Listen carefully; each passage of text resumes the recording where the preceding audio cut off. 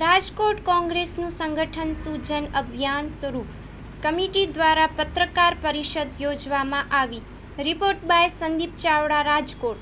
અખિલ Bharatiya Congress કમિટીની guideline મુજબ ગુજરાત રાજ્યની અંદર દરેક જિલ્લા માટે કોંગ્રેસનું સંગઠન નવેસરથી બનાવવા માટે દિલ્હીથી અખિલ ભારતીય કોંગ્રેસ કમિટીની સીધી દેખરેખ હેઠળ દરેક જિલ્લા માટે કમિટી બનાવવામાં આવી છે, જેની અંદર એઆઈસીસી ના એક પ્રભારી અને પ્રદેશ કોંગ્રેસ કમિટીના 4 પ્રભારી 5 લોકોની ટીમ બનાવવામાં આવી છે.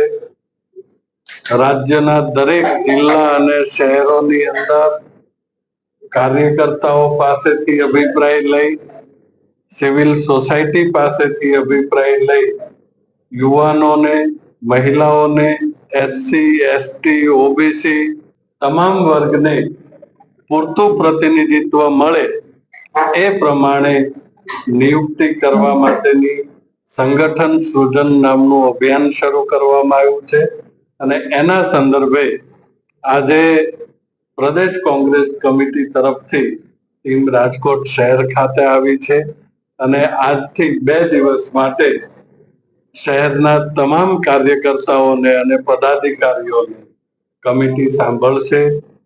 જરૂર પડે શહેરમાંથી સામાન્ય લોકો પાસેથી પણ અભિપ્રાય મેળવી અને જે રિપોર્ટ તૈયાર થશે તે એઆઈસીસી ને સોંપવામાં આવશે. જૂથવાદ છે રાજકીય પાર્ટીઓ માટે સામાન્ય પ્રશ્ન છે.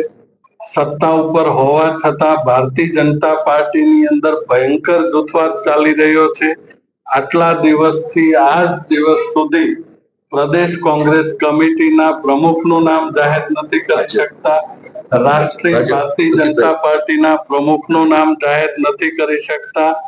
એટલે આંતરિક સ્પર્ધા એ લોકશાહીની એક પ્રકારની નિશાની છે.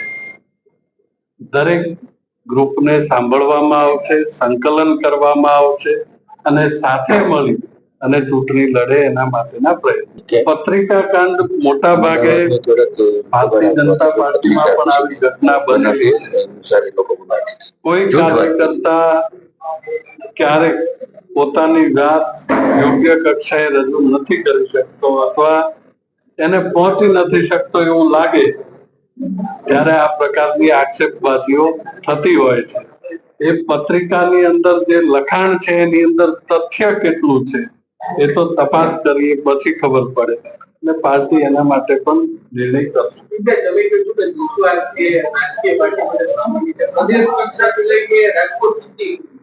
દરેક જગ્યાએ તમે કોંગ્રેસના જે 5 થી 7 નામો છે એ જ કોઈ પણ વ્યક્તિ પદ ઉપર આવે છે. આ વખતે પણ એ જ થશે, 5 થી 7 નામ જ પદ ઉપર આવશે. એમાંથી જ કોઈ એક આવશે કે બીજા અત્યારે જે પ્રક્રિયા ચાલી રહી છે એ પ્રકારની પ્રક્રિયા ભૂતકાળમાં આપે ક્યારેય નહીં જોયું હોય કે એઆઈસીસી નું સીધું ઇન્વોલ્વમેન્ટ હોય.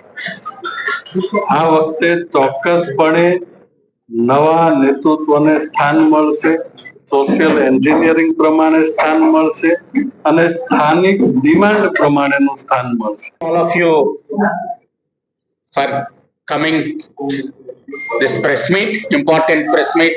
पहले मैं आपका माध्यम से पहलगाम में टेररिस्ट सिविलियंस के बारे में अटैक किया, बहुत इट्स बार्बारिक अटैक.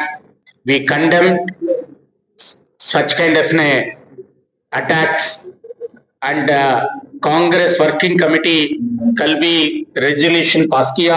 इसके टाइम में पॉलिटिक्स छोड़ के पूरा देश का यूनिटी के लिए, इंटीग्रिटी के लिए हम लोग गवर्नमेंट का सपोर्ट करने के लिए तैयार है.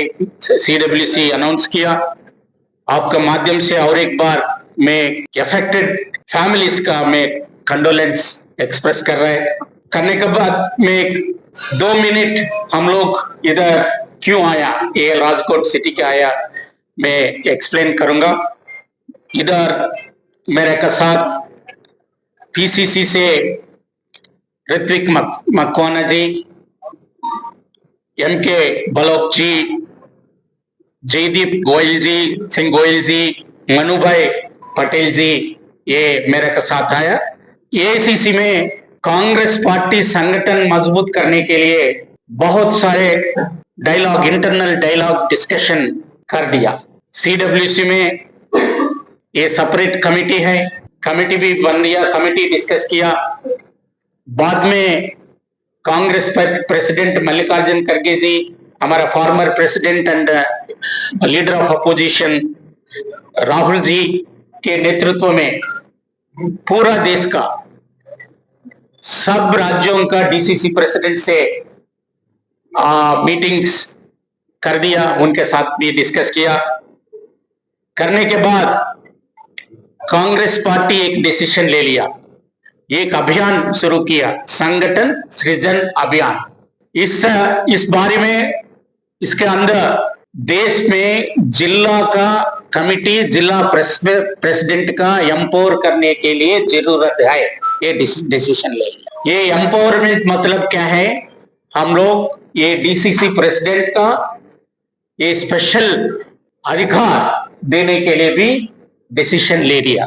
किस तरह का अधिकार? ये आपका कांग्रेस पार्टी में इवन टिकट्स डिसीजंस, कौन सा कैंडिडेट का सिलेक्शन करने के लिए भी ये डिसीजन में भी उनका सम्मिलन करने के लिए डिसीजन ले लिया। ये डिसीजन लेने के बाद हर एक जिला का डीसीसी प्रेसिडेंट का की सेलेक्ट करने के लिए एक प्रक्रिया शुरू की है कांग्रेस पार्टी। पहले स्टेट ये गुजरात सेलेक्ट किया। गुजरात में के लिए ये आगे बढ़ने के लिए ये प्रक्रिया आगे लेने के लिए एआईसीसी तरफ से 41 ऑब्जर्वर्स के अपॉइंट किया। हर एक जिला का एक एआईसीसी ऑब्जर्वर अपॉइंट किया। इसलिए मैं इधर राजकोट सिटी में रख जमींदार दे दिया।